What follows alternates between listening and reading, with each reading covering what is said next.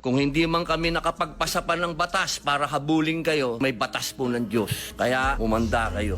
Ang mensahe ko naman, tandaan po ninyo, ang mga kababayan natin, pagka pumatak ang luha niyan sa lupa, dumadagundong po yan papunta sa langit, humihingi ng hustisya. Kaya wala po kayong itananim dito na hindi kayo sisingilin. Kaya umanda kayo.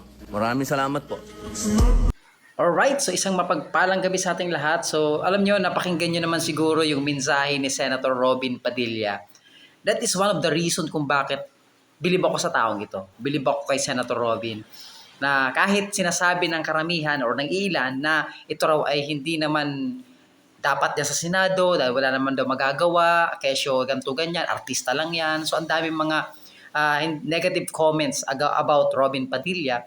Pero ako po ay kumbaga ay talagang nanguna sa mga pagkampanya sa taong ito dahil naniniwala ako sa kakayanan ni Senator Robin. Dahil unang-una, ang dami niya experience sa buhay na talaga namang magagamit at magagamit niya sa pagbabalangkas ng batas. At isa sa kinabibiliban natin, itong senador na ito, dahil yung sinasabi nilang mahina o hindi matalino, lumalabas ngayon, siya yung matalino na senador.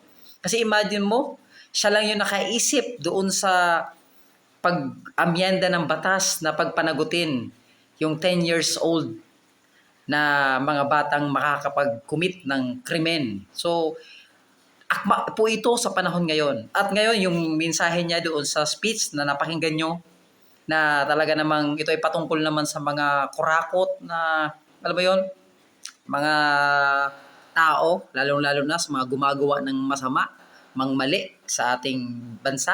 So nakakatuwa na itong tao na to, hindi ako nagkamali na ito ay binoto at ikinampanya ko noong 2022 election. Dahil sabi ko nga, aanhin mo yung talino ng isang tao kung wala namang puso para maramdaman ang totoong kalagayan or makita ang totoong kalagayan ng ating mga mamamayang Pilipino. So saludo tayo kay Senator Robin.